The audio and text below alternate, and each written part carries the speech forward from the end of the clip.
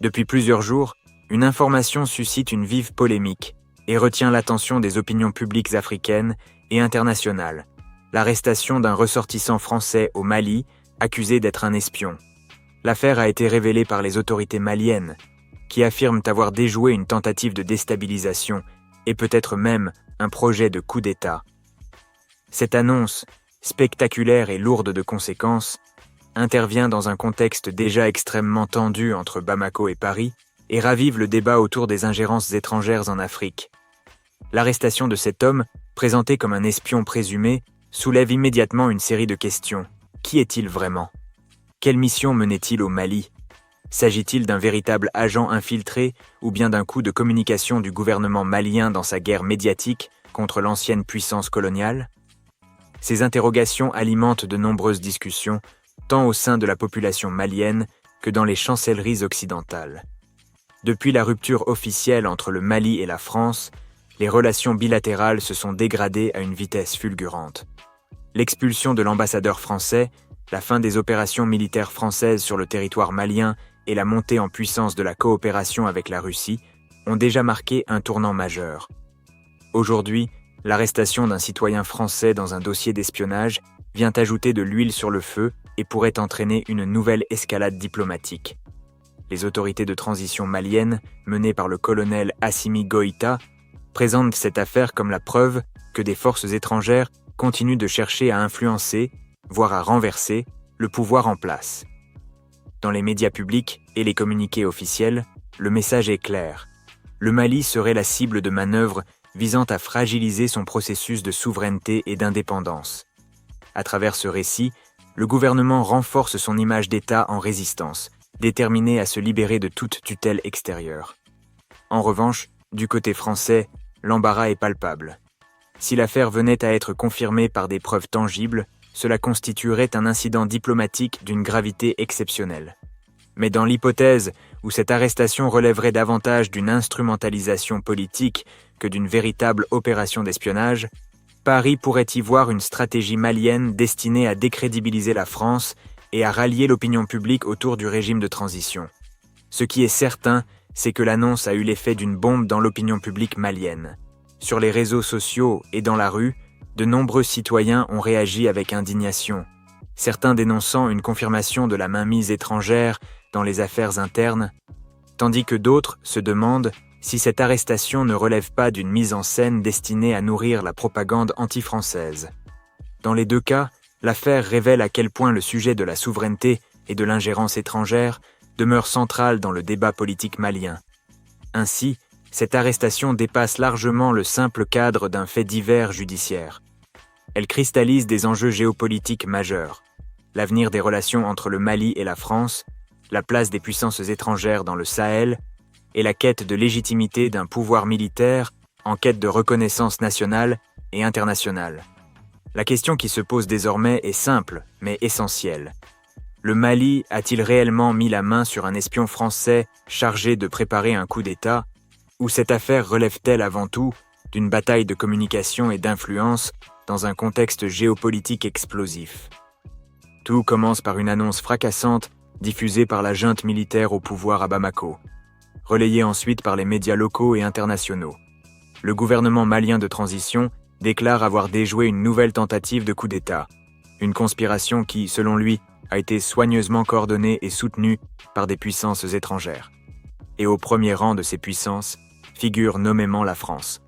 La suspicion qui flottait dans l'air depuis des années entre les deux pays s'est soudain matérialisée dans une annonce formelle, qui a donné un écho retentissant à la méfiance historique. Au centre de ce complot présumé se trouve un homme dont le nom a rapidement circulé, Yann Christian Bernard Visillier, un citoyen français. Les autorités maliennes l'accusent d'avoir agi pour le compte des services de renseignement français. L'homme aurait été arrêté en lien avec une série d'interpellations de hauts gradés de l'armée malienne. Selon les sources sécuritaires maliennes, une cinquantaine de militaires, dont plusieurs généraux de brigade, auraient été arrêtés. L'implication d'un ressortissant étranger dans une affaire aussi sensible a donné un poids particulier à ces mises en garde et a semblé justifier, aux yeux des Maliens, le discours de souveraineté et de méfiance envers les partenaires occidentaux. Un discours qui est au cœur de la doctrine de la junte depuis sa prise de pouvoir. La version malienne est celle d'une infiltration et d'une ingérence directe. D'après cette thèse, l'espion français présumé aurait été sur place pour orchestrer ou du moins faciliter le complot. Il serait le maillon d'une chaîne qui, partant des services de renseignement français, s'étendrait jusqu'à des éléments dissidents au sein même de l'armée malienne. C'est l'illustration, selon Bamako, de la menace constante qui pèse sur le pays, non pas seulement de la part des groupes terroristes, mais aussi et surtout de la part de puissances étrangères qui ne veulent pas voir le Mali libre et indépendant. Le gouvernement a affirmé que les enquêtes judiciaires se poursuivent pour identifier d'éventuels complices, créant un climat de suspicion et de tension dans tout le pays. Mais à cette version malienne s'oppose avec la même force celle de la France. Paris n'a pas tardé à réagir, dénonçant des accusations qu'elle qualifie de sans fondement et de s'imaginaire. Pour la diplomatie française, Yann Christian Bernard Visillier n'est pas un espion, mais un collaborateur de l'ambassade de France à Bamako. Le ministère français des Affaires étrangères a affirmé que cet homme bénéficie du statut de la Convention de Vienne sur les relations diplomatiques, qui lui confère une immunité diplomatique. Sur cette base, la France a exigé sa libération sans délai. L'incident est donc perçu par Paris comme un affront diplomatique, une nouvelle provocation dans la longue liste de frictions avec la junte malienne. C'est un test de la souveraineté du Mali, qui s'affirme en passant outre les conventions internationales, et une humiliation pour la France, qui se voit accusée ouvertement et sans preuve de tentatives de déstabilisation. La confrontation de ces deux versions est révélatrice de la profonde crise de confiance qui s'est installée entre la France et le Mali depuis le coup d'État de 2020. En effet, l'accusation malienne n'est pas un événement isolé, mais s'inscrit dans un contexte de méfiance exacerbée qui s'est construite au fil des années. Déjà en 2022, le Mali avait accusé l'armée française d'espionnage et de subversion, notamment à la suite du retrait de l'opération Barkhane. Bamako avait notamment pointé du doigt un drone français qui aurait survolé l'ancienne base de Gossi alors qu'elle était en train d'être transférée aux forces maliennes. Ces accusations n'avaient pas été prouvées, mais elles avaient contribué à alimenter un sentiment anti-français et à justifier le rapprochement avec de nouveaux partenaires, notamment la Russie. Cette nouvelle affaire est donc perçue par beaucoup comme une nouvelle étape dans cette guerre de l'information. Pour le Mali, c'est l'occasion de réaffirmer sa souveraineté et de consolider le discours de la junte, qui se présente comme la seule garante de l'indépendance du pays.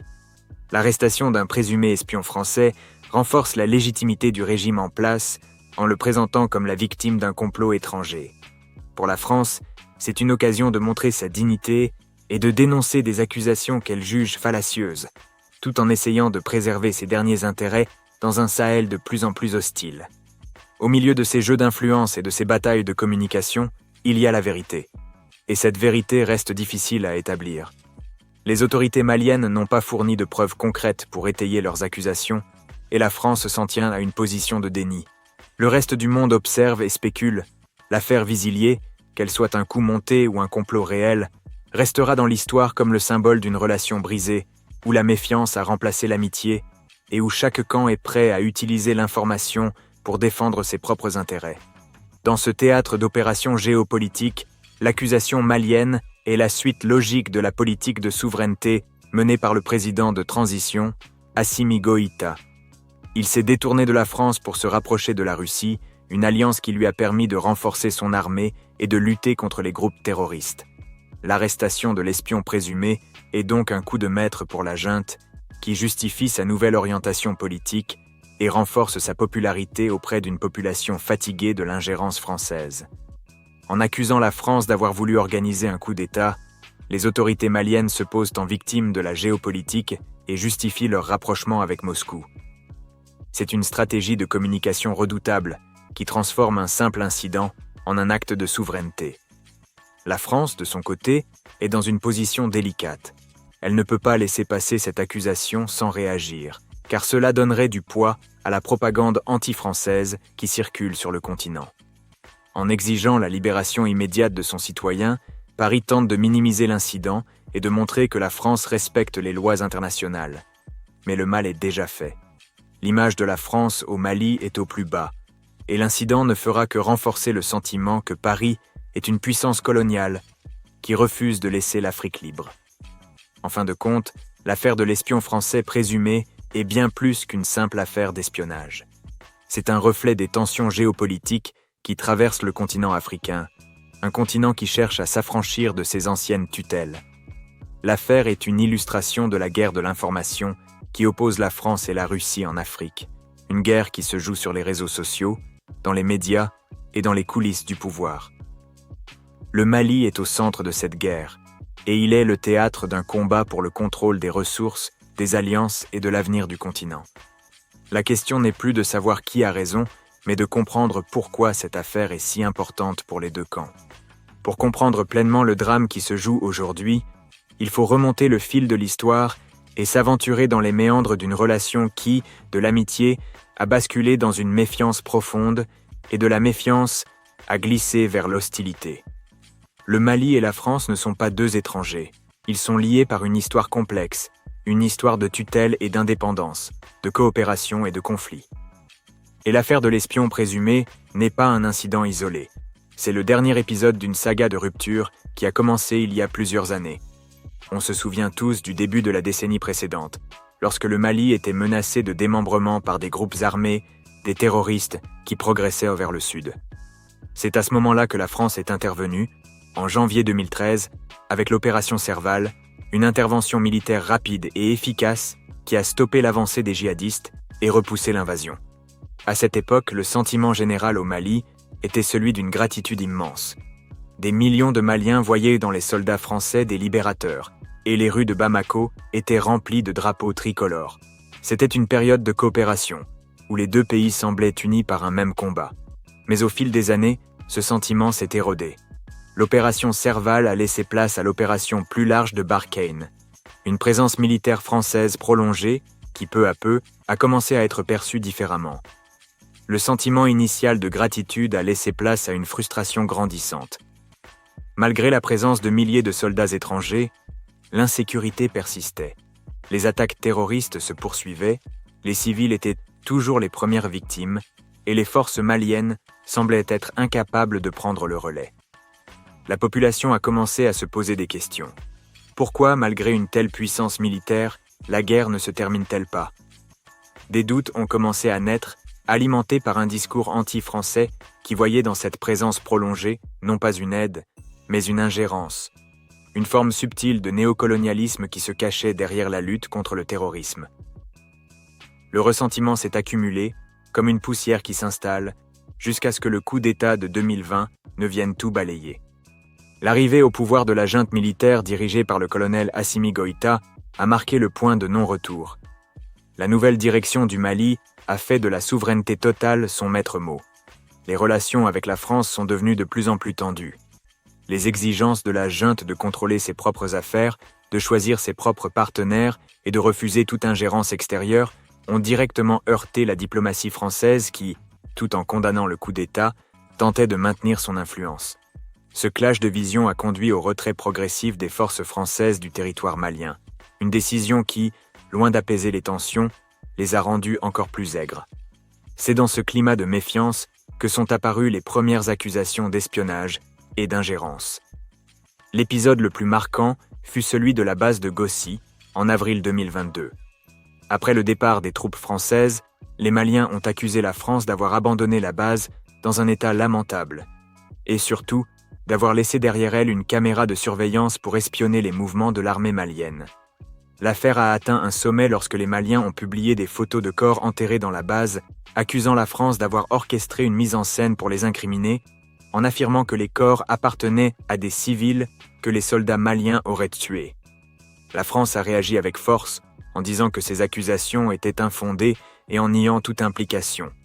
L'incident de Gossi, qu'il soit un complot ou un fait avéré, est devenu un symbole de la trahison de la part d'un ancien allié, une blessure qui n'a jamais cicatrisé. Ce climat de méfiance a été le terreau fertile pour un changement d'alliance. Le Mali, en quête de nouveaux partenaires militaires qui ne viendraient pas avec l'héritage colonial de la France, s'est tourné vers la Russie. L'arrivée du groupe Wagner sur le territoire malien, une milice privée réputée pour sa brutalité, mais aussi pour son efficacité sur le terrain, a été perçue comme un coup de poker pour la junte. Pour Bamako, les Russes sont des partenaires d'égal à égal, qui ne s'ingère pas dans les affaires politiques du pays et qui apporte une force de frappe décisive dans la lutte contre les terroristes.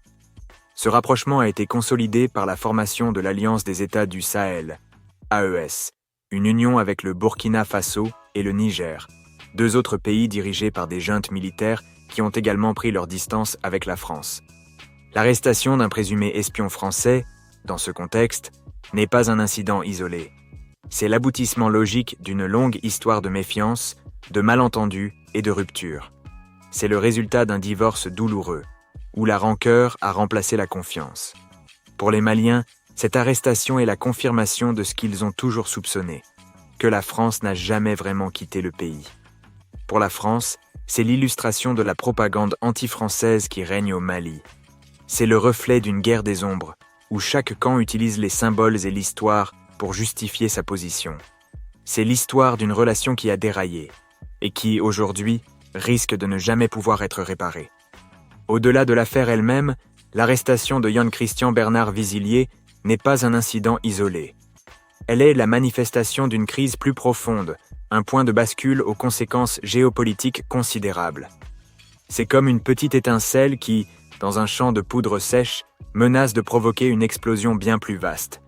Les enjeux sont immenses, et ils dépassent largement les frontières du Mali et de la France pour se jouer sur un échiquier international où les alliances se font et se défont à une vitesse vertigineuse. Le premier impact, et le plus immédiat, est d'ordre diplomatique. La relation entre Bamako et Paris, déjà au plus bas depuis le départ des troupes françaises, vient de s'enfoncer dans une nouvelle couche de méfiance.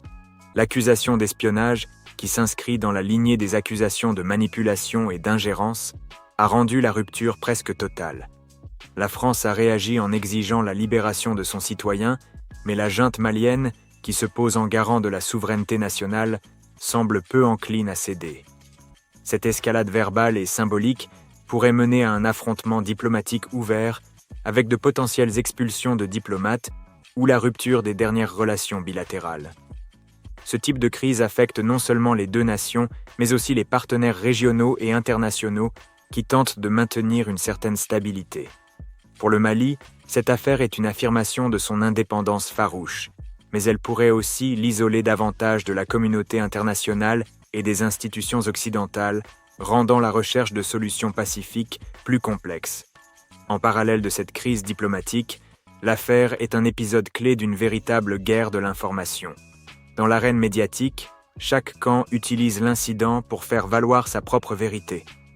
La télévision publique malienne et les réseaux sociaux pro-gouvernementaux présentent l'arrestation comme une preuve irréfutable de la subversion française.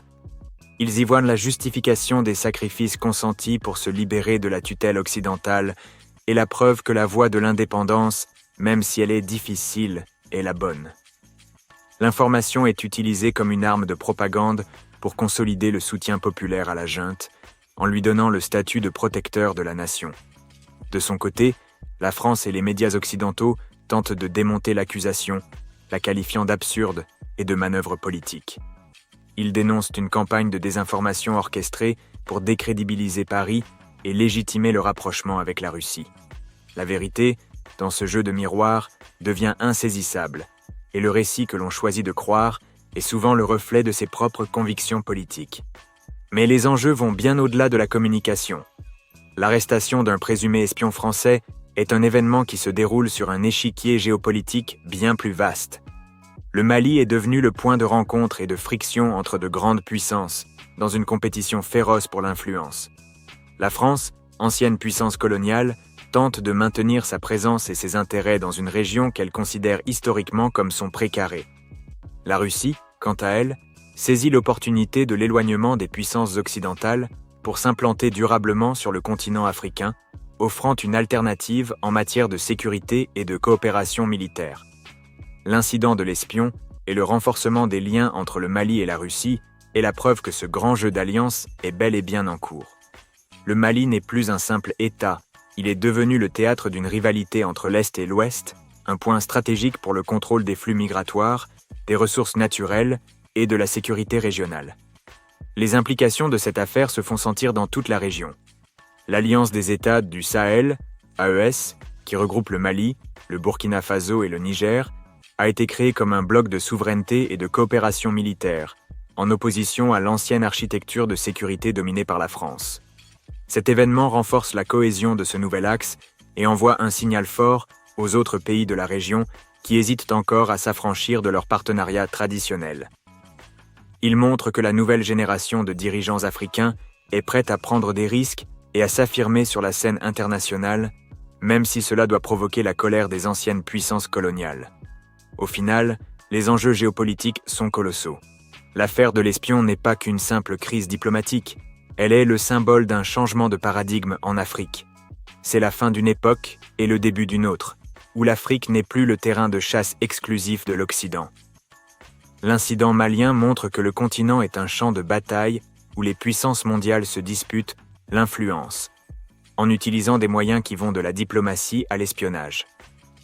Le peuple malien, quant à lui, est pris en étau entre un discours souverainiste qui nourrit son espoir et la dure réalité de l'instabilité, du terrorisme et des défis économiques. L'avenir du Mali dépendra de la manière dont ses dirigeants parviendront à naviguer entre ces eaux troubles, à la fois pour se libérer des anciennes tutelles et pour ne pas tomber sous de nouvelles. Cette affaire, c'est l'histoire de ce combat, racontée à travers une seule et unique personne. Un homme qui est devenu le symbole de toutes les tensions qui s'affrontent aujourd'hui. Les plus grandes questions restent ouvertes. Dans le grand théâtre de l'histoire, la scène malienne a été le théâtre d'un drame qui, par sa nature, nous a révélé bien plus que de simples faits d'actualité. L'affaire de l'espion présumé n'est pas un point final, mais un moment charnière qui synthétise tout ce que nous avons vu. Une relation brisée, une guerre d'influence et une quête de souveraineté. Elle est le symbole de l'ère nouvelle de la politique africaine, où les pays, de plus en plus conscients de leur pouvoir, sont prêts à confronter les anciennes puissances pour tracer leur propre chemin. Cette affaire nous a montré que la rupture n'est pas qu'un mot. Elle est une réalité vécue au quotidien.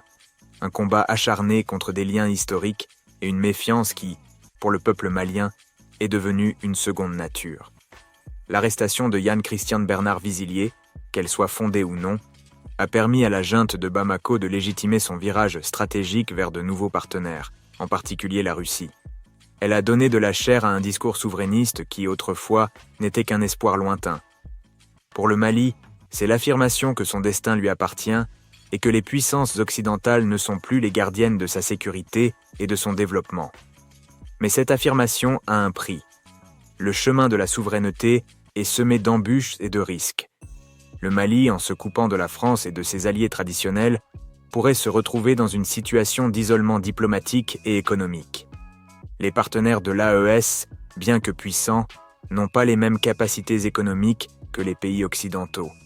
Et la dépendance envers de nouveaux alliés pourrait, à terme, se transformer en une nouvelle forme de servitude. La question reste donc posée. Le Mali se libère-t-il vraiment de ses tutelles ou est-il en train de changer de maître ? Est-ce que cette confrontation est un acte de courage ou une stratégie risquée qui pourrait le laisser plus vulnérable qu'il ne l'est déjà ? C'est une question que l'histoire seule pourra trancher. La véritable tragédie de cette affaire, au-delà de la géopolitique, est que l'attention se détourne des défis internes du pays.